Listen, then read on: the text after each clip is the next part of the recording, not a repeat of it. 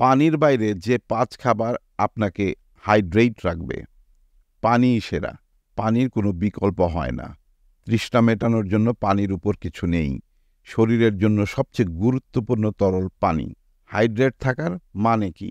সহজভাবে আপনার শরীর থেকে যে পরিমাণ পানি বেরিয়ে যায়, সেই পরিমাণ পানি শরীরকে দেয়া হলো হাইড্রেট থাকা।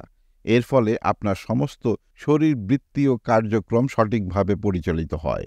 তবে পানির পাশাপাশি এই তরলগুলো আপনাকে হাইড্রেট রাখবে। ডাবের পানি, আখের রস, লেবুর শরবত। ডাবের পানি খুব উপকারী, স্বাস্থ্যকর, নিরাপদ প্রাকৃতিক পানীয়। আখের রস আমাদের দেশের রাস্তার পাশে বিক্রি হওয়া জনপ্রিয় পানীয়গুলির ভেতরে অন্যতম। লেবুর শরবত বানানোর সময় লেবু হাতে চিপবেন।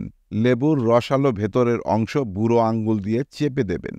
আর খেয়াল রাখবেন সেটা যেন ছেঁকে ফেলে দেয়া না হয়। দুধ, লো ফ্যাট ডেইরি বা উদ্ভিদ থেকে পাওয়া দুধের শতকরা ৯০% বা তারও বেশি পানি। ফলে দুধ খেলে হাইড্রেট তো থাকবেনই, সঙ্গে ক্যালসিয়াম আর প্রোটিনও পাবেন। ফল ও শাকসবজি।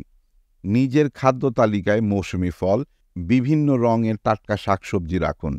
টাটকা ফল, শাকসবজিতে পানি বেশি থাকে। এছাড়া এ সমস্ত কিছুতে ফাইবার, ভিটামিন ও বিভিন্ন ধরনের খনিজ পদার্থও থাকে।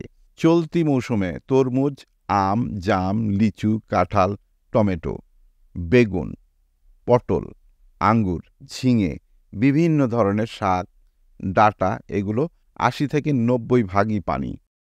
Electrolyte drinks. ইলেক্ট্রোলাইট ড্রিঙ্কসে লবণ থাকে।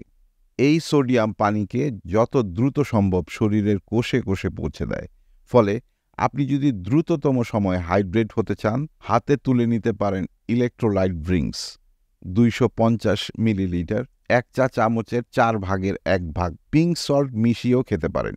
ঘামের ভেতর দিয়ে যে পানি বের হয়ে যায়, সেটি পূরণ করার সেরা উপায় ইলেক্ট্রোলাইট ড্রিঙ্কস। চা, কফি। স্বাভাবিকভাবেই চা, ব্ল্যাক কফির মূল উপাদান পানি। তাই এগুলো খেয়েও আপনি হাইড্রেট থাকতে পারেন। তবে চিনি ছাড়া খেলেই ভালো। নিতান্তই যদি চিনি খেতে হয় তাহলে অল্প করে দিয়ে খান। চিনি দেওয়া সোডা, লেমনেইড, চা, কফি খেলে টেকনিক্যালি আপনি হাইড্রেট হবেন, কিন্তু দীর্ঘমেয়াদে এগুলো এমন সব শারীরিক জটিলতা যেমন হার্টের অসুখ তৈরি করবে, যা শরীরে পানির স্বাভাবিক চাহিদার উপর প্রভাব ফেলবে। এছাড়া চিনি ও চিনি দিয়ে তৈরি খাবার শরীরে এম্পটি ক্যালোরি তৈরি করবে। এই তালিকায় ফলের জুস অন্তর্ভুক্ত করা হয়নি, কেননা ফলের জুস মূলত এম্পটি ক্যালোরি বহন করে। ফাইবার নষ্ট হয়ে যায় অথবা বাদ পড়ে যায়। প্রিয় দর্শক, ভিডিওটি ভালো লেগে থাকলে আমাদের চ্যানেলটি সাবস্ক্রাইব করুন এবং আমাদের ফেসবুক পেজ ফলো করুন।